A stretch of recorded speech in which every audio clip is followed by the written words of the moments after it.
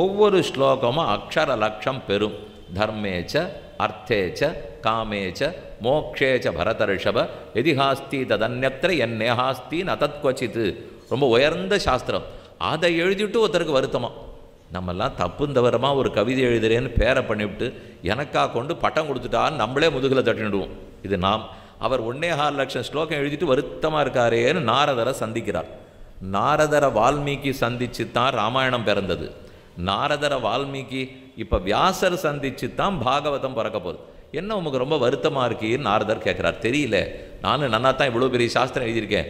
5வது வேதம்னு அது கொண்டாடப்படுகிறது, எல்லாருக்கும் பிரயோஜனப்படுறது. அதில் தான் கீதை இருக்கிறது, அதில் தான் சஹஸ்ரநாமம் இருக்குது. ஆனால் என் மனசுக்கு திருப்தி ஏற்படலை. ஏற இறங்க பார்த்தவர், நான் கண்டுபிடிச்சிட்டேன், எதனால அதில் உமக்கு திருப்தி இல்லைன்னு சொல்லட்டுமான்னு நாரதர் கேட்டார். சொல்லுமேன்னு இவர் திருப்பி சொல்கிறார். நம்மாட்ட ஒருத்தர்கிட்ட நாரதர் இதை சொல்லியிருந்தாருனால் நிச்சயமாக நம்ம ஏற்றுன்னு இருக்க மாட்டோம். நான் இவ்வளோ பெருசு எழுதுவேன், நீர் வந்து குத்தம் சொல்லிட்டு போவீரா அப்படின்னு கோவிச்சுப்போம். ஆனால் அவர் அப்படி சொல்லவே இல்லை. உண்மை தெரியணும்னா கோவிச்சுன்னு பிரயோஜனம் இல்லை. அவர் சொன்னார், நீர் எதை பற்றி சொல்கிறேன்னு ஆரம்பித்தீரோ அதை விட்டுவிட்டு தேவையில்லாத நிறைய கதை பேசிட்டீர். அதனால தான் உங்கள் மனசில் திருப்தியே ஏற்பட மாட்டேங்கிறது. நீர் நாராயண கதை சொல்கிறேன்னு ஆரம்பிச்சீர், அவன் கதையாக சொன்னீர். நாராயணன் கதை இவ்வளவு வச்சு விட்டு யார் துரியோதன் என்ன பண்ணார், கர்ணன் என்ன பண்ணார், பீஷ்மர் என்ன பண்ணார், கங்கை எப்படி கீழே வந்தால், கடோத்கஜன் என்ன பண்ணார், யார் யார் கதை இனிமே பாக்கியே இல்லை மொத்த கதை எழுதினீர். இதற்காக உமக்கு நாவு படைத்தது? நாக்கு படைத்த பயன் இதுவா? உமக்கு இதுக்காகவா பகவான் சிருஷ்டித்தார்? அவர் கதையை சொல்லுன்னா அவர் கதையை சொல்லணும். உபன்யாசத்துக்கு தலைப்பு போட்டிருப்பார். அந்த தலைப்பை பற்றி 1.25 மணி நேரம் பேசாமல் கடைசி 5 நிமிஷத்தில் தலைப்பை ஒரு 2 தடவை திருப்பி சொல்லிட்டு உபன்யாசம் முடிஞ்சிடுதுன்னுட்டா அது யார் ஒத்துப்பா? தலைப்புக்கு உபன்யாசம் பண்ண வேண்டாமா? அதை போலத்தான் அவர் பண்ணாரானா பண்ணலையாம். ஏதோ நாராயண கதைன்னு ஆரம்பித்து சொல்லிட்டார். இனிமேல் இன்னொரு புராணத்தை எழுதும், அதில் முதல்லேருந்து கடைசி வரைக்கும் கண்ணனை பற்றியே பேசும். அவனுடைய சரித்திரங்களாக இருக்கணும், அவருடைய சேட்டித்தங்களாக இருக்கணும், அவர் ஜகத்துக்கு எவ்வளோ உபகாரம் பண்ணார்னு இருக்கணும். அதை நீர் பாடி பாரும், அது பிரசித்தமாகிற அளவுக்கு மகாபாரதம் ஆகாதுன்னு அவர் அப்போவே சொல்லிட்டார். மகாபாரதத்தில் முக்கியமான பகுதி கீதை சஹஸ்ரநாமம், அது உலகெல்லாம் பிரசித்தி. ஆனால் மகாபாரதத்தில் மற்ற ஸ்லோகம்லாம் யாருக்கானு மனப்பாடமாக தெரியுமா? மற்ற பேர் வேண்டாம், உபன்யாச காலை கேட்டு பாருங்க, உங்களுக்கு ராமாயண ஸ்லோகம் எவ்வளோ மனப்பாடமாக தெரியும். பாடியான்னு கேட்டால் சொல்கிறேன், எனக்கு 1000 ஸ்லோகம் தெரியும், 2000 ஸ்லோகம் தெரியும். அவளுக்கு தகுந்த மாதிரி அவள் சொல்லுவாள்னு வச்சுக்கோங்க. பாகவதத்தில் எத்தனை மனப்பாடமாக தெரியும்? ஒரு 500 ஸ்லோகமானு தெரியும். பாரதத்தில் எத்தனை தெரியும்னால் ஏற இறங்க பார்ப்பேன், அதெல்லாம் தெரியாது சுவாமி. கடோத்கஜனை பற்றி நான் பாடி என்ன பண்ண போகிறேன்? அந்த ஸ்லோகம்லாம் நான் தெரிஞ்சுக்கிறதா இல்லை. கீதை தெரியும், சஹஸ்ரநாமம் தெரியும், அவ்வளவுதான் விடுவோம். ஏனால் பகவானை தவிர மற்றவையாக இருந்தால் பிரசித்தி அடையாது. அது அவரை பற்றினதாக இருந்தால் தான் அடையும். பாகவத புராணத்தில் அவரே முழுக்க இருக்கிறபடியால் அதை பாடித்தான் வியாசருக்கு திருப்தி ஏற்பட்டிருக்கணும்னா அதன் பெருமைக்கு அது போராதா? பாரதத்தை காட்டில் அது பெருமை உடைத்தது.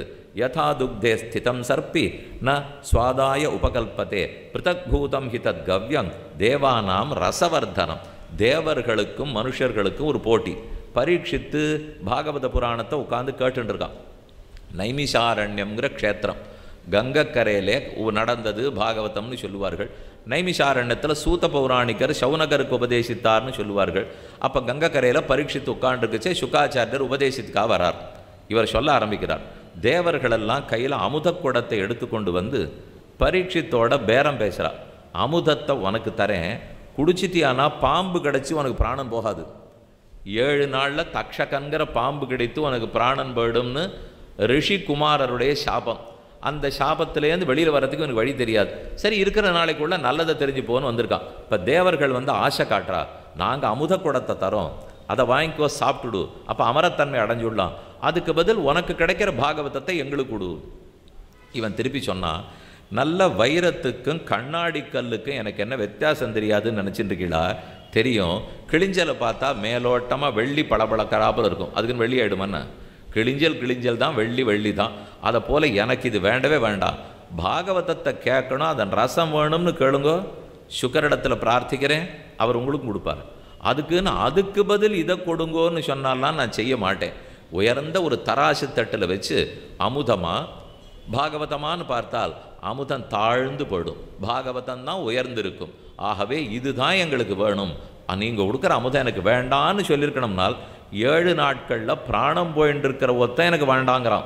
அமுதத்தை வேண்டானோம்னா அப்போ இதில் எவ்வளவு தூரம் பெருமை இருந்திருக்கணும். பிபந்தம் தொன்மகாம்போஜ சுதம் ஹரிகதாமிருத்தம். 9 ஸ்கந்தம் முடிஞ்சுது. 10வது ஸ்கந்தம் கிருஷ்ண சரித்திரம் ஆரம்பிக்கணும். சரி, ராஜா பரீட்சித்து கேட்டுருக்கான், எத்தனை நாழி அவனால் உட்காந்து கேட்க முடியும்? உபன்யாசம் 2 மணி நாழின்னு போடுறா, அதுவே இப்போல்லாம் ரொம்ப முடிய மாட்டேங்கிறது. 1.5 இருந்தால் தேவலை சுவாமி, காலம் மாறிவிட்டது, நீரும் புரிஞ்சுக்கணும், எல்லா இடத்துலையும் நாற்காலி போட்டால் தான் உட்கார முடியும். ஏதோ கொஞ்ச நாள் கீழே உட்காந்துப்போம், வயசாகிடுத்துன்னா எங்களால் முடியாது, உம்மால் மட்டும் எத்தனை நாள் முடியும்னு நினைக்கிறீர்? 1.5 மணி நாள் போருமே, அதில் தெரிஞ்சுட்டா போறாதா? பகவானும் ரொம்ப சுலபம்னு சொல்லிட்டீர். அப்புறம் 2 மணி நாழி கேட்டால் தான் பகவான் அனுகிரகிப்பரா? 1.5 மணி நாழி கேட்டால் அனுகிரகம் பண்ண மாட்டாரா? அப்படிங்கிற அளவுக்கு இறங்கி வந்துட்டோம். இவ்வளவு தான் நம்மால் இன்றைக்கி முடிஞ்சது. இதுக்கு ராஜா உட்காந்து கேட்டால் அவனால் முடியுமா? அவன் பரீட்சித்து எவ்வளோ சுகுமாரனாக இருந்திருப்பான். அதனால் 9வது ஸ்கந்தத்தின் கடைசியில் கிருஷ்ண சரித்திரத்தை 2 ஸ்லோகம் ரொம்ப சுலபமாக சொல்லி சுருக்கமாக முடிச்சுட்டார். இவன் கை கூப்பிட்டு கேட்குறான், இன்றைக்கி நான் உயிரோடு இருக்கிறதுக்கும் கண்ணன் தான் காரணம், இல்லைன்னா நான் கறிக்கட்டையாக எங்கள் அம்மா பயத்துலேருந்து வந்து பிறந்தேன், அவர் திருவடியால் தீண்டினாரோ இன்றைக்கி உயிரோடு நான் நடமாடின்னு இருக்கேன். இன்னொன்று, எங்கள் தாத்தா முத்தாத்தாலாம் ஜெயிச்சதுக்கும் கண்ணன் தான் காரணம். இல்லைன்னா அர்ஜுனனும் பீமனும் பீஷ்மர் துரோணரை ஜெயிக்க முடியுமா? கண்டிப்பாக அவளுக்கு சக்தி கிடையாது. கண்ணன் கிளம்பி போன பிற்பாடு அர்ஜுனனால் காண்டிபத்தை தூக்கவே முடியலையா. சின்ன சின்ன திருடர்கள், வழிப்பறி கொள்ளக்காரர்கள்லாம் முதுகில் ஒன்று வச்சுட்டு போனாலும் அர்ஜுனனுக்கு நினைக்க முடியுமா? அவன் யார், இவா யார்? அவன் பரந்தபன்னு சவ்யசாட்சி, வலது கையில் பிடிச்சி இடது கையால் அம்பு விடுவனா, இடது கையில் பிடிச்சி வலது கையால் அம்பு விடுவனா, எப்பேற்பட்ட இவன் ஜெயிச்சிருக்கான். எல்லாம் எப்படி? கண்ணன் தேரோட்டியாக இருந்தவரை. அவர் எப்போ கிளம்பி போனாரோ உலகத்திலேருந்து சத்தியம் போனது, தானம் போனது, சௌச்சம் போனது, தயை சென்றது, அர்ஜுனனுக்கு இருக்கிற சக்தியும் படுத்து. இப்படி தான் அவர். அப்படின்னு இருக்கிறச்சே நாம் எத்தை நம்பி என்ன பிரயோஜனம் சொல்லுங்கள்? அதனாலே இந்த பாகவதம்ங்கிற புராணத்துக்கே ஒரு சிறப்பு. அப்படிப்பட்ட கண்ணன் பெருமான் புறப்பட போகிறார். எத்தனை நாளை சொன்னாலும் அதே தான் சரித்திரம். கண்ணன் இந்த நாட்டை விட்டுட்டு ஆச்சு, வந்த காரியெல்லாம் முடிஞ்சுது, ஆகவே நான் கிளம்புகிறேன்னு சொல்லி புறப்படுறார். அமுதத்தை காட்டில சிறப்பான பாகவதம். அப்போ உத்தவரிடத்தில் வாக்கு கொடுக்குறார், நான் இனி கலியுகத்தில் இந்த பாகவத புராணத்துக்குள் அமர்ந்து கொள்ளுகிறேன் என்று சொன்னதுனால தான் லாபம். பரீட்சித்து கேட்டுருக்கான். சுகாச்சாரியர் உபதேசம் பண்ணிட்டுருக்கார். 9வது ஸ்கந்தம் கடைசியில் சுருக்கமாக முடிஞ்சு போச்சு. நான் உயிரோடு இருக்கிறதுக்கே காரணம் கண்ணன். அவரை பற்றி விளக்கமாக விவரித்து சொல்ல வேண்டாமான்னா, இல்லை ராஜன்னு உனக்கு சோறு தண்ணி தாகமெல்லாம் இருக்காதா? அதனால தான் சரி போரும்னு விட்டேனால், உம்ம திருவாக்கிலிருந்து அமுதமயமான பாகவதத்தை கேட்டுருக்கிற எனக்கு இது தவிர சோறு ஆசை இருக்கும்னு நினைக்கிறீரா? எல்லாம் அமுதத்தையே குடிச்சுட்டேன், தேவர்கள் கொடுத்த அமுதத்தை வேண்டான்னுட்டேன். அதுக்குன்னு எனக்கு அமுதம் வேண்டான்னு இல்லை, நீர் கொடுக்கிற அமுதத்தை உண்டு கொண்டு இருக்கிறேன். பாகவதமாகிற கதாமிருத்தத்தை சாப்பிட்ட எனக்கு ஒரே வித்தியாசம், அவா கொடுக்குற அமுதத்தை வாயால் சாப்பிடணும், நீங்கள் கொடுத்த அமுதத்தை காதால் சாப்பிடணும். காதால் சாப்பிட்டா உள்ள நிற்கும், வாயால் சாப்பிட்டா ஜெரிச்சு போடும். அதனால் பிபந்தம் தன் முகாம்போஜ சுத்தம் ஹரிகதாமிருத்தம், ஹரிகதையாகிற அமிர்தத்தை மேலும் மேலும் கேட்கறதுக்கு ஆசை. சொல்லும்னு சொல்ல 10வது ஸ்கந்தம் தொடங்கினார். சொன்னார். பூர்வார்த்தம் முழுக்க சொன்னார், உத்தரார்த்தம் முழுக்க சொன்னார். அது அத்தனையுமே கிருஷ்ண கதை. அதில் தான் அவர் எழுந்தொழி இருக்கிறார். இதம் பாகவதன் நாம புராணம் பிரம்மசம்ஹிதம் பிரம்மஜான விராகாணாம் ஸ்தாபன பிரகாசித்தம். உலகத்தில் பிரம்மத்தை பிரகாசப்படுத்துறதுக்கு இவர் கண்ணன், இவருடைய சேட்டித்தங்கள் இவை. இதை நமக்கு புரிய வைக்கிறதுக்குன்னே பாகவத புராணம் இருக்கிறது. புத்தி, ஞானம், பக்தி, வைராக்கியம் இது இத்தனை உலகத்தில் ஸ்தாபித்து கொடுக்கறதுக்கு தான் அவரே அதில் எழுந்தருளி இருக்கிறார். மேலும் சொல்லுகிறார், வேதாந்த வேத சுஸ்நாதே கீதாயா அபி கர்த்தரி பரிதாபவதி வியாசே முக்கியத் சஜ்ஞான சாகரே. வேதாந்தங்களை நன்கு கற்றறிந்தவராய் கீதை செய்தவரான வியாசர் பேர்பட்ட பகவத்கீதையை கொடுத்துருக்கார். 1.25 லட்சம் ஸ்லோகம் உயர்ந்த மகாபாரதத்தை கொடுத்தார். ஆனால் திருப்தி வரலே பாகவதத்தை பாடினார்னால் அப்போ அதுக்கப்புறம் அதுக்கு ஏற்றம் இருக்கவே தானே. ததா துவயா புரா போக்தம் சதுஷ்லோக சமன்விதம் ததிய ஸ்ரவணாத் சத்யா நிர்பாதோ பாதராயணா. அந்த சமயத்தில் 4 ஸ்லோகம் நாரதர் ஒரு 4 ஸ்லோகத்தை பாதராயணருங்கிற வியாசருக்கு சொல்கிறார். அதுக்கப்புறம் வியாசருக்கு ஓஹோ இந்த 4 ஸ்லோகத்தை விதையாக வச்சுண்டு ஆலமரத்தை போல பாகவதத்தை பாடுறேன்னு 18,000 ஸ்லோகம் 12 ஸ்கந்தங்களை பாடினார். 4 ஸ்லோகம் வாசித்தாலும் போரும், 10 ஸ்லோகம் முடிஞ்சால் வாசிக்கலாம். இல்லை சுவாமி சம்ஸ்கிருதமே எங்களுக்கு தெரியாது, அப்பன்னா எப்படி படிக்கிறது?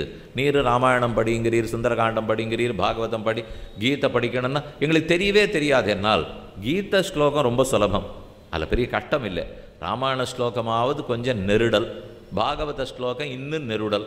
அதுக்கு ஒரே வழி, ஆண்களாக இருக்கட்டும் பெண்களாக இருக்கட்டும், சம்ஸ்கிருதம் தெரியட்டும் தெரியாத போட்டோம், அதன் அர்த்தத்தை தமிழாக்கி போட்டிருக்கா. பேசாமல் ஒவ்வொரு அத்தியாயம் தினப்படி படிக்க வேண்டியதான். இல்லையே 6 நாட்களுக்குள்ளே சுந்தரகாண்டம் படிச்சுடணுங்கிறாளே, 68 சர்க்கங்கள் இருக்கே, ஆயிரக்கணக்கான ஸ்லோகம் இருக்கேன்னால் அதெல்லாம் கவலையே பட வேண்டாம். அப்படியெல்லாம் படித்து தான் நம்ம சாதிக்கணுங்கிறது இல்லை. ஒரு நாளைக்கு ஒரு சர்க்கம் படித்தா கூட போகும், ஒரு நாளைக்கு ஒரு அத்தியாயம் படித்தா போகிறோம், அர்த்தத்தை படித்தா போகிறோம். 6 அத்தியாயம் படிச்சுட்டு அந்த அர்த்தத்தை சிந்தித்தா கூட போகிறோம். தத்ரதே விஸ்மய கேன யத பிரஷ்னகரோ பவான் ஸ்ரீமத் பாகவதம் ஸ்ராமம் சோக துக்க விநாசனம். அதை படிக்க படிக்க கண்ணனோட கூட இருக்கிற நினைவு வந்துடும். உபன்யாசம் 3 நாள் போட்டிருக்கா இல்லையா, இப்போ நாளிலேருந்து கிடையாது. உங்களுக்கு வேற எங்கேயான உபன்யாசம் கேட்குற பாக்கியம் இருக்கலாம், இல்லை புஸ்தகத்தை எடுத்து வச்சுன்னு படிக்கலாமா இருக்கும். ஒரு 10-15 நாள் எந்த விஷயத்தை பற்றியும் பகவத் விஷயத்தை சிந்திக்காமலோ காதால் அதை பற்றி கேட்காமலோ இருந்து பாருங்கோ, தானே மனசில் ஒரு விகாரம் வரும், ஏதோ ஒரு பயம் வரும், ஏதோ இனம் புரியாத எதை நோக்கியோ போகிறோமோ அப்படின்னு நமக்கே ஒரு சந்தேகம் வந்துடும்.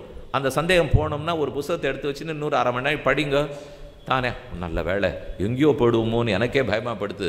இது நமக்கு இருக்கிறது ஆச்சரியம் இல்லை. ஹனுமான் போய் அசோகவனத்தில் சீதையை தேடின்னு இருக்கார். சட்டுன்னு சீதை அகப்படவில்லை. அவரும் தேடி தேடி பார்க்குறார்.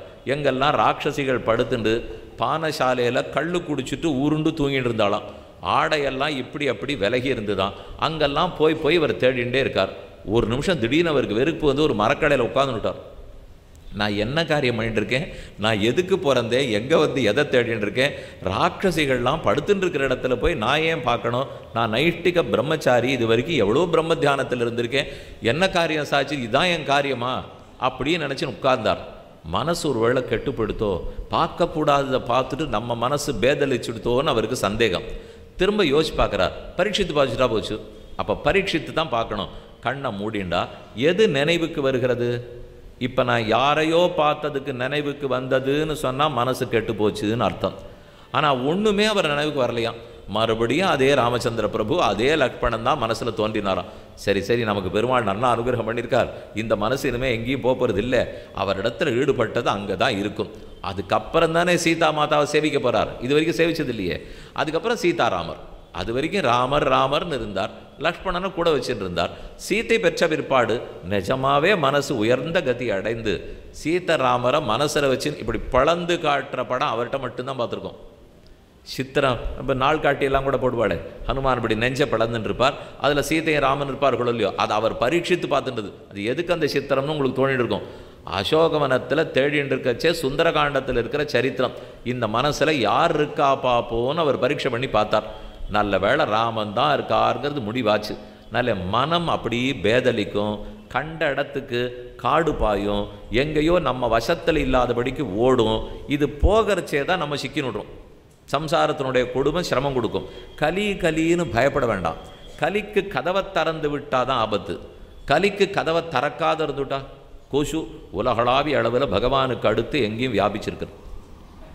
முதல்ல அவர் வியாபிச்சிருப்பார், அதற்கப்புறம் எங்கே பார்த்தாலும் கொசு இருக்கும். கொசுவை உலகத்திலிருந்து ஒழிச்சு விடுறேன், இதெல்லாம் ஆகாது. அது இருக்கத்தான் போகிறது. வேணும்னா நீ கதவை சாத்தி தாப்பா போட்டு வச்சுக்கோ, அவ்வளவுதான் நம்மால் இயலுமே தவிர நம்ம போர்வை போத்திக்கலாம், இல்லை கொசுவில் போட்டுக்கலாம், நம்மளை தான் தடுத்துக்க முடியும். அதுபோல் உலகத்தில் இருக்கிற சிந்தனைகள், சம்சாரத்தினுடைய துக்கம், இதெல்லாத்தையும் போக்க முடியாது. நான் அதுலேருந்து ஜாக்கிரதையாக இருந்திருக்கலாம். நோய் தொற்று வரச்சே என்ன சொன்னால், எல்லாரையும் அது ஒன்றும் பண்ணாது, வரும் போயிடும். ஆனால் உங்கள் உடம்பில் ஏற்கனவே ஏதான வியாதி இருந்ததுன்னா கெட்டியாக பிடிச்சிடும். இதுதானே ரொம்ப பேச்சாக இருந்தது. ஏற்கனவே கல்லீரல், நுரையீரல், மூச்சு விடுற கஷ்டமெல்லாம் இருந்தால் பிடிச்சிடும். உங்களுக்கு ஏதான ரண சிகிச்சை, அறுவை சிகிச்சை உங்களுக்கு அதிகமாக பாதிக்கும். ஏதான கெட்ட பழக்கங்கள் இருந்ததுன்னா அதிகமாக பாதிக்கும். அப்படின்னு அதை திறந்து விடுறோன்னு அர்த்தம். அதை போல் பகவத் விஷயத்தில் தியானமோ பாராயணமோ இல்லாட்டால் கலிக்கு கதவை திறந்து வைக்கிறோம்னு அர்த்தம். அது இல்லாமல் அதை வாசிச்சிட்டோம்னால் அந்த சமயத்தில் இந்திரியங்கள் வேறு இடத்துக்கு போகாது இல்லையோ. பகவானுக்கு ஆராதனை பண்ணுறேன், 1/2 மணி நேரம் பண்ணுறேன், 10 நிமிஷம் பண்ணுறேன், பாராயணம் பண்ணுறேன், பண்ணும்போது அந்த 10 நிமிஷமோ தியானம் பண்ணுற 10 நிமிடங்களோ இந்திரியங்கள் பாபச் செயலில் ஈடுபட முடியாதே. என்ன பலன்னு கேட்டீங்கன்னா சட்டுன்னு சொல்லுங்க. வாசிண்டே இருக்கியே, விடாமல் சுந்தரகாண்டம் படிக்கிறியே, பாகவதம் படிக்கிற, என்ன பயனால்? அந்த சமயத்துக்கு என்னுடைய புலன்கள் வேறு இடத்துல ஈடுபட்டு பாபம் பண்ணவில்லை, அவ்வளோதான் பயன். அப்போ அரை மணி நாள் அந்த பாபத்தில் போகாத தவிர்த்துட்டேனோ இல்லையோ. இப்போ கொஞ்ச நாள் முன்னாடி நாம சங்கீர்த்தனம் பண்ணியிருந்தா, பஜனை நடந்துருந்தது, எல்லாரும் கூட பாடிட்டு இருந்தோம், எல்லாருக்கும் பாக்கியம். அப்போ என்ன, அந்த சமயத்துக்கு புத்தி வேற இடத்துல போகாதோ இல்லையோ, அவரிடத்துல நிலச்சிருக்கும். அப்படின்னா இந்திரியங்கள் பாபம் பண்ணாதுன்னு அர்த்தம். அரை மணி பாபம் பண்ணாத தவிர்த்துட்டேன்னா அது எவ்வளோ பெரிய நன்மை. அந்த நன்மை கலிக்கு கதவை சாத்திட்டேன்னு அர்த்தம். கலியை உள்ள வரவிடையாத பண்ணிவிட்டேன், அதுக்கப்புறம் தானே எல்லா புண்ணியங்களும் கிடைக்கும். அதனால் இது ரொம்ப சுலபமான மார்க்கம். இருக்கிறதுக்குள்ள சுலபம் பாராயணம் பண்ணிவிடுறது. பூஜை பண்ணவே போகிறோம், யாரும் செய்யத்தான் போகிறோம். அந்த பாராயணத்தினுடைய பலத்தை தான் சொல்கிறார். தத்ரதே விஸ்மயக்கேன யத பிரஷ்னகரோ பவான் ஸ்ரீமத் பாகவதம் ஷாமம் சோக துக்க விநாசனம். நம்முடைய சோகம் விலகும், துக்கம் விலகும், இந்திரியங்களெல்லாம் பாப்பச் செயல்களில் ஈடுபடாது.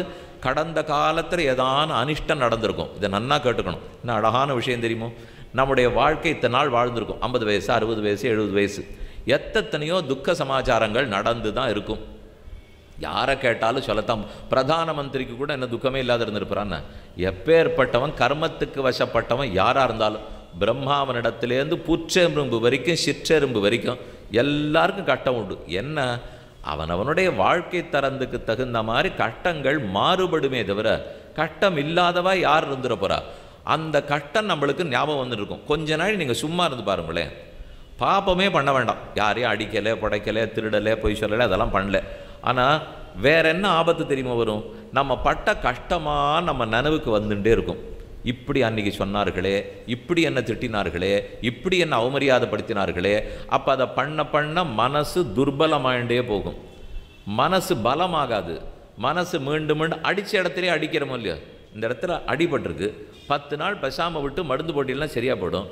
அந்த மருந்து போட்டு சரியாக போகிறதுக்கு இப்படின்னு திருப்பி அடித்தேன்னா அப்போ திருப்பி தான் படும். பட்ட காலிலே படும், கெட்டக்கூடியே கெடுன்னு சொல்லுவாளே, அதை போல் அதே நினைவு. இது கையை சொல்லிவிட்டேன், கையில் அடிபட்டால் திரும்பி அடிக்கிறது தெரியறது. இதே போல் மனசை வச்சு பாருங்க, கையாவது ஸ்தூலமாக இருக்குது, கண்ணுக்கு தெரியும், பயப்பட வேண்டாம். ஆனால் மனசில் ஒரு அடிபட்டுதுன்னா என்னத்தை கண்டுபிடிப்பீள்? அது இத்தனை நாளாக நம்ம பட்ட துன்பங்கள் மனசில் அடியாக இருக்குது. அதை மறந்துட்டு பகவத் விஷயமா இருந்தால் அடிக்கு களிம்பு போடுற மாதிரி அந்த மனசை சரிப்படுத்திடுவார். அதில் நான் ஈடுபடுத்தலேன்னு வச்சுங்க, அப்போ பழைய ஞாபகம் திரும்பி வரும். அடி மேலேயே அடி விழும், கிழிச்ச இடத்துலையே கிழிப்போம். அது நல்லா வெந்த புள்ள வேலை பாய்ச்சராப்பில் இருக்கும், சரியே ஆகாது. அதனால தான் அந்த மனசை எதுலேயோ போக விடாதே, கண்ணுக்காதை எங்கேயோ போக விடாதே வாசிங்கிறான். பூஜை பண்ணுற சமயத்துக்கு புத்தி அதில் தானே போகும், பாராயணம் பண்ணுற சமயத்துக்கு புத்தி வேற எங்கேயும் போகாது, தியானிக்கிற சமயத்துக்கு மனசு வேற எங்கேயும் போகாது. வேற எங்கேயும் போலேனாலே பழைய துக்கம் ஞாபகத்துக்கு வராது.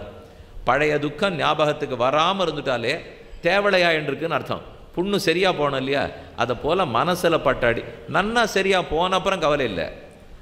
எங்கேயோ பிள்ளை ஓடிட்டு இருந்தான், ஓடினா கீழே விழுந்தான், இந்த இடத்துல இருக்கிற தண்டு எலும்பு சட்டுன்னு முடிஞ்சு போச்சு.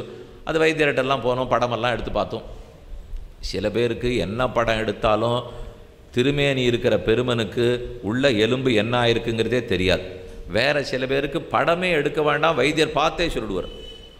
ரொம்ப மெலிசாக இருந்தால் படமே வேண்டாம் இல்லையோ, வெறும் படம் ஒருவேளை இதில் எடுத்தால் கூட தெரிஞ்சு கொடுத்துனா அந்த மாதிரி இருக்கலாம். பார்த்தா அது சின்னதாக உடஞ்சிருக்கு, பார்த்துக்குங்க, ஒரு 3 வாரத்துக்கு மட்டும் கட்டு போட்டு விட்றேன், கட்டு கூட வேண்டாம், அசைக்காத அப்படியே வச்சுங்க.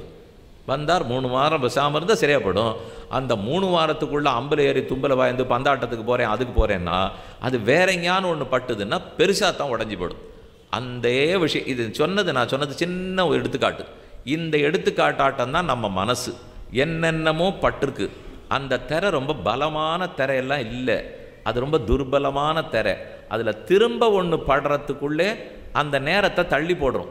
அதுக்கு தான் இந்த பூஜை ரொம்ப முக்கியமாக பயன்படுறது. அதை நன்னா வலுவூட்டிடும், அடுத்த அடி படாமல் அதை பாதுகாத்துட்டே இருக்கும். தள்ளி தள்ளி போடும். ஒரு கண்ணாடி பொருளை வாங்கிட்டு வரும், ஜாக்கிரதையாக வச்சுக்கோன்னு சொல்ல மாட்டோமா, கண்ணாடி மேலே போடு கீழே போடணும். ஒருத்தர்கிட்ட ஒரு காரியம் கொடுத்தேன், இதை கொடுத்து இதை கொண்டு போய் அங்கே வையணும். அவர் பண்ணுற தோரணையிலே அடுத்த தரம் அவர்கிட்ட வேலை கொடுக்கணும். ஆனால் அவர் பண்ணுறதில் இனிமே இந்த சுவாமியை நம்ம கூப்பிடவே படாது அப்படின்னு பண்ணிவிடுவா. எடுத்ததை கீழே போட்டு மேலே கொட்டி அது உடஞ்சி சுக்கல் சுக்கலாக போய் அப்படிலாம் ஆகக்கூடாது இல்லையா. அதனால் இந்த மனசுங்கிறது கண்ணாடி போல, அது ஒரு மனத்திரை தானே. என்னென்னலாம் பழசு நடந்திருக்கோ அதெல்லாத்தையும் அது காட்டிகிட்டே இருக்கும். மனசு முழுக்க சத்தகுணம் இருக்கும், ரஜோகுணம் இருக்கும், தமோகுணம் இருக்கும். அந்த நாள்லலாம் தொலைக்காட்சி திரையே பார்க்கச்சே ஒரு நீல வர்ணம் அதில் சேர்ந்துருக்கும் பார்த்துருக்கல. நான் சொல்கிறதெல்லாம் ஒரு 30 வருஷத்துக்கு முன்னாடி, இப்போ சொல்லலை. இங்கே சின்னவாள்லாம் உங்களுக்கு தெரியாது. இங்கே யார் வயசான உட்காண்டிருக்கீங்களோ அவள் மட்டும் பாருங்க, ஒரு நீளமாக இருக்கும். அப்புறம் தான் அந்த நீளத்தையே மாற்றினான். பார்க்கச்சேவே அந்த திரையில் நீல வர்ணத்தோடு இருக்கும். காட்சியெல்லாம் நீல நீளமாக தான் தெரியும். அதுக்கப்புறம் தான் அந்த வண்ண தொலைக்காட்சி பெட்டியாச்சு. இந்த மனசு எப்பவுமே அந்த மாதிரி.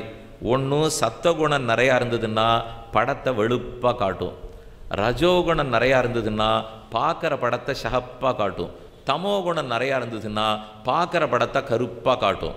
படம் அதே தான், நினைவு ஒன்றும் மாறாது. என்னைக்கோ யாரோ என்னை வச்சிருக்கான்னு வச்சுங்க, என் மனசில் நிறைய சத்தகுணம் இருந்ததுன்னா ஆமாம் இவன் வச்சு எனக்கு என்ன இடப்போகுது போ விட்டுடுவேன். என் மனசில் ரஜோகுணம் இருந்தால் வஞ்சந்தீக்காக விடக்கூடாது. இதுதான் ஷகப்பாக காட்டுறதுன்னு அர்த்தம். தமோ குணமாக இருந்தால் வாழ்க்கையை அஸ்தமிச்சு போச்சு, இனிமேல் வாழ்ந்து என்ன லாபம். 3 படம் ஒரே படம். படம் ஒன்று தான். என்ன 10 வருஷத்துக்கு முன்னாடி யாரோ ஒருத்தர் வெச்சது. அந்த வெச்சதில் எங்கிட்ட என்ன பலம் இருக்கோ அதுக்கு தகுந்து தான் அது என் மனசில் படும். அப்படின்னா இதெல்லாம் பலத்தை வளர்த்துக்கலாமானால் அதுக்கு தான் வழி பாராயணம். ஏன்னா அது இதை பாராயணம் பண்ணச்சு ஹனுமானுடைய கதை வருமா? அதில் அவர் மனசு பேதலிச்சு போச்சான்னு பார்த்தது வருமா? அப்போ நம்ம மனசு அந்த கதையை கேட்டவுடனே உறுதியாயிடும் இல்லையா? இப்படியே பல நன்மைகளே அதில் இருக்குது. இது மற்றதெல்லாம் படித்தா வராதனால் மற்ற புஸ்தகம்லாம் படித்தா இருக்கிறதும் படும். உலகத்தில் எத்தனையோ கதை புஸ்தகம் போட்டிருக்கா. எடுக்கிற சேவை அதுலேயும் கொலை கொள்ளை சண்டை என்னென்ன உண்டோ அதுதான் இருக்குது. ஏற்கனவே அதுதான் மனசு கொந்தளிச்சுன்னு இருக்குது. திரும்ப அந்த புத்தகத்தை வேறு படித்தா இப்போ இருக்குது. 8:30 மணிக்கு நான் முடிச்சிடுவேன். 8:45 ஆனப்பறம் நீங்கள் வீட்டுக்கு போகிறீர்கள். போனால் 9லேருந்து 9:30, 9:30லேருந்து 10, 10லேருந்து 10:30 அப்படின்னு எல்லாருக்கு தான் போகிறது. இப்போ நான் என்னென்ன சொல்லிட்டு இருந்தேனோ எல்லா ஆபத்தும் அங்கே இருக்குது. எதை அங்கே இருக்குது? நான் ஒன்றும் புதுசாக ஒன்றும் சொல்லிட்டு இருக்கலையே. வரச்சே இன்றைக்கி எப்படி தெருவெல்லாம் காலியாக இருக்குது பற்றிரா. நேற்றுக்கு ரொம்ப கஷ்டம், போகிறதுக்குள்ளே சிரமமாக இருந்தது, இன்றைக்கி சுலபமாக இருக்குது, காலியாக இருக்குதுன்னு ஒருத்தர் சொல்லிகிட்டே ஓட்டின்னு வந்தார். நான் அவர்கிட்ட சொன்னேன், இங்கே காலியாக இருக்கிற மாதிரி உபன்யாச மண்டபத்துலேயும் காலியாக இருக்க போகிறது, இங்கே தான் காலியாக இருக்குன்னு அங்கே இருந்து கொடுத்துனா ஏன் வரமாட்டாளானால் சனி ஞாயிறு என்னென்ன முக்கியத்துவமெல்லாம் இருக்கோ இங்கே ஏதோ மனசு பாராயணம் அது இதெல்லாம் கேட்டுன்னு போய் என்ன லாபம் இருக்குமோ தெரியல. 4 பேர் கேட்குறோம். என்னைக்காக இருந்தாலும் நல்லது வீணாக போகாது, இருக்கத்தான் இருக்கும். அதை பகவான் விட்டும் கொடுக்க மாட்டார். அவர் அதுக்கு கூடவே நிற்கிறதுனால நிற்கும்னு வச்சுங்க. அதனால தான் இது சனாதனம்னு பேர் பெற்றிருக்கு. அந்த கவலை யாருக்கும் இருந்ததில்லை. இது கலியுகம்னு சொன்னீங்கன்னா எத்தனையோ கலியுகத்தை பார்த்தாச்சு. நான் பார்த்ததில்லை, நீங்கள் பார்த்ததில்லை, வேற உருவத்தில் பார்த்துருப்போம். பிறவி எடுக்காது இருந்திருப்போமா? அப்பவும் பிறந்திருப்போம், அப்பவும் கலியுகத்தினுடைய பாட்டில் பட்டிருப்போம். இப்போ நமக்கு தெரிய மாட்டேங்கிறது. அந்த நினைவில்லாதனால நமக்கு புரியல. கலியும் கெடும் கண்டுகொள்மின்னு ஆழ்வார் பாடினார். 4 யுகம் சுழற்சி முறையில் வந்துட்டு போனது பல லட்சம் தர வந்தாகிவிட்டது. இத்தனையும் தாண்டித்தான் இந்த சனாதனம் இருந்துட்டுருக்கு. ஆனால் நாம் நினைக்கிற மாதிரி ஏதோ சின்ன சமாச்சாரம், என்னையோ இந்த சின்னதாக சண்டை போட்டுருக்கோம்லாம் நினைக்காதீங்க. அதெல்லாம் தாண்டி ரொம்ப பெரிய விஷயம் இது. அந்த விஷயத்தை ரிஷிகள் பார்த்து வளர்த்து, ஆச்சாரியர்கள்லாம் பார்த்து வளர்த்து கொடுத்தது.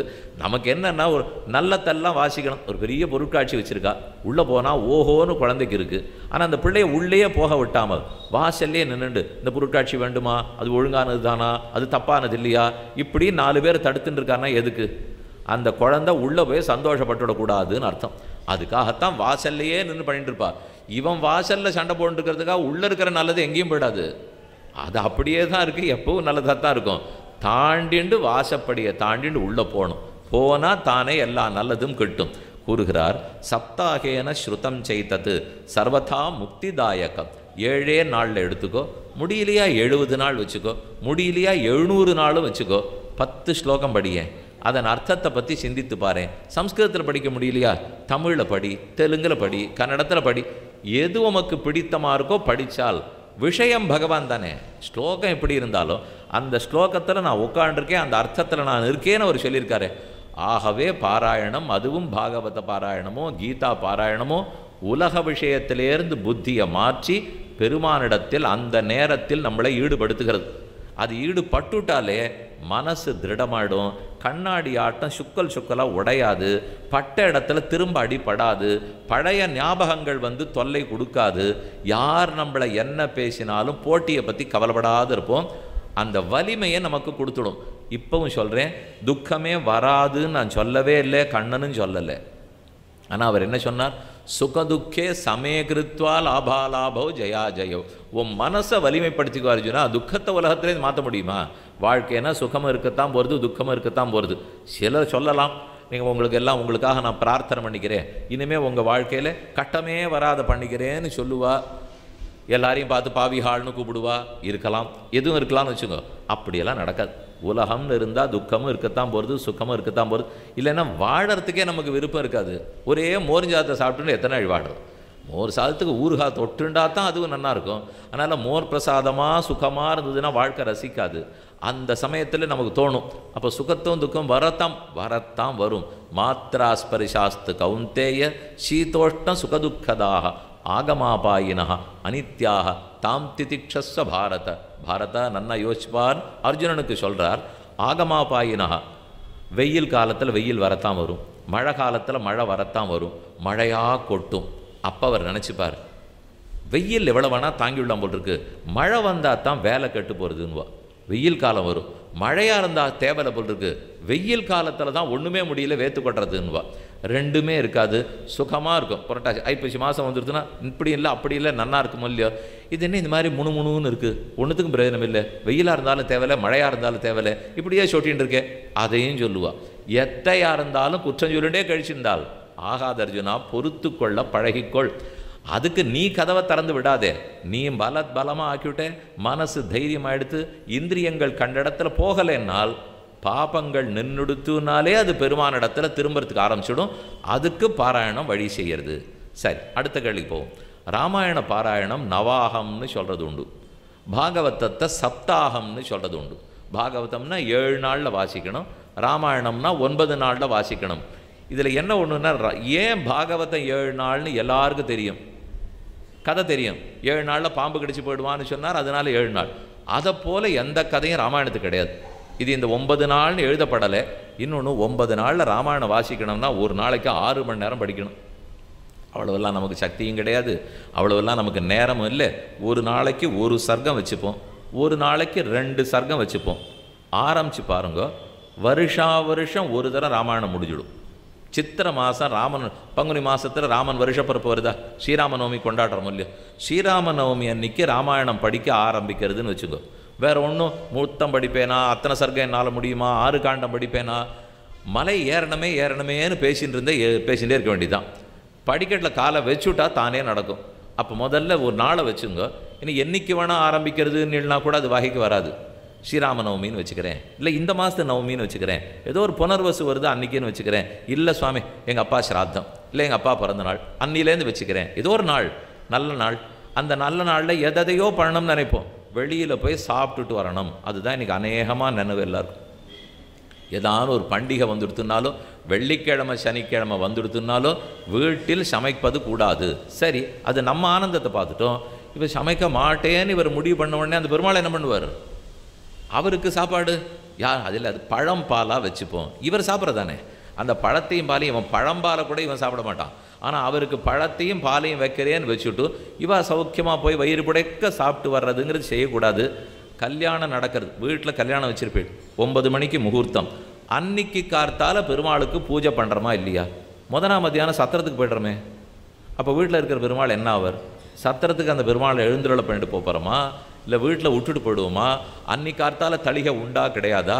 எனக்கு ஓஹோன்னு நல்லா விருந்து சாப்பாடு கிடைக்கிறதே. அன்றைக்கி அந்த பெருமாளுக்கு ஒரு கேசரி கிடையாதா, ஒரு பாயசம், ஒரு திருக்கணம் பண்ண வேண்டாமான்னா பண்ணணும். ரொம்ப தெரிஞ்சவர்களாக இருந்தால் ராத்திரி ஒத்தராவது சத்திரத்துலேருந்து வீட்டுக்கு வந்துடுவார். சத்திரத்தில் தங்க மாட்டான், எல்லாரும் இருப்பார்கள். ஒருத்தராவது திரும்பி வந்து காலங்கார்த்தால் 4 மணிக்கு எழுந்திருந்து நீராடிவிட்டு தௌத வஸ்திரத்தை அணிந்துட்டு பூஜையை முடிச்சுவிட்டு அவருக்கு ஒரு பால் பழம் ஏதோ பாதாம்பரம் வந்துருக்கு, ஒரு கேசரி, ஒரு பொங்கல் அப்படிங்கிற அளவுக்கு பண்ணிட்டு தான் வருவார். ஆனால் இன்றைக்கி இதை கேட்டால் என்ன சொல்லுவார்கள்னா, ஏன்னா கல்யாண வீட்டில் இருக்கிறதுக்கு முடியாமல் எங்கே போனேன்னு. வந்திருக்கிற ஒத்தராலே அந்த மணமக்கள் நன்னா வாழ போகிறதில்லை, உள்ளே இருக்கிற அவர் ஒத்தரால தான் அவன் நன்னா வாழ போகிறான். ஒரு இடத்துல ஒரு குழந்தை பிறந்தது, கூரத்தாழ்வான். குழந்தைய பெற்றவனிடத்துல போகவே இல்லை, நேர திருவரங்கநாதன் ரங்கநாதர் சயனிச்சுன்னு இருக்கிற இடத்துல அவர் சன்னதி முன்னாடி போய் நின்று கையை கூப்பிட்டு ஏதோ கேட்டுருந்தார். கூரத்தாழ்வானுடைய தர்மபத்தினிக்கு ஆண்டாள்னு பேர். அவள் தன் பர்த்தாவின் இடத்துல கேட்குறா, குழந்தை பிறந்தது உமக்கு ரொம்ப வேண்டியவர், அவருக்கு போய் மங்களம் சோபனம்னு சொல்லாமல் எதுக்கு பெருமாள்கிட்ட போய் நின்றுருக்கீர்? அப்போ அவர் பதில் சொல்கிறார், குழந்தை பிறந்ததுன்னா சம்சாரங்கிற சிறைக்குள்ளே வந்துட்டான்னு அர்த்தம். அதுக்கு வெளியில் அனுப்புறதுக்கு சிறையில் இருக்கிற இன்னொருத்தனை நான் போய் கேட்டு பிரயோஜனம் இல்லை. சிறைக்கதவை யாருக்கு திறக்க தெரியுமோ நான் அங்கே தான் போய் கேட்கணும்னார். ஏன்னா அந்த அப்பாவும் சிறைக்குள்ளே தான் இருக்கார், நானும் அதே சிறைக்குள்ளே இருக்கேன். இந்த சிறைக்கதவுக்கு சாவி யார் இடத்துல இருக்கோ அவர்கிட்ட நான் போய் கேட்பேனா? யார் பெற்றானோ அவனுக்கு போய் நான் சோபனம் சொல்லி என்ன லாபம்னால், இதை சொன்னால் உங்களுக்கு கேட்டால் கொஞ்சம் வருத்தமாகவும் இருக்கும், சுருக்குன்னு சொல்கிறாப்புல இருக்கும். இப்படி போய் பார்க்க முடியுமான்னு தோணும். உண்மை இது தானே. பார்க்க முடியுமா முடியாதா, ஊரார் என்ன சொல்லுவா ஏது சொல்லுவாங்கிறதுலாம் இருக்கட்டும், உண்மை தான், அதை மறைச்சிட முடியாது. அதனால் நாம் அன்னைக்கு கூட ஒரு கல்யாணம்னு இருந்தால் கூட அன்னைக்கு கார்த்தாலையும் விடக்கூடாது. இல்லை நிறைய நிகழ்ச்சியெல்லாம்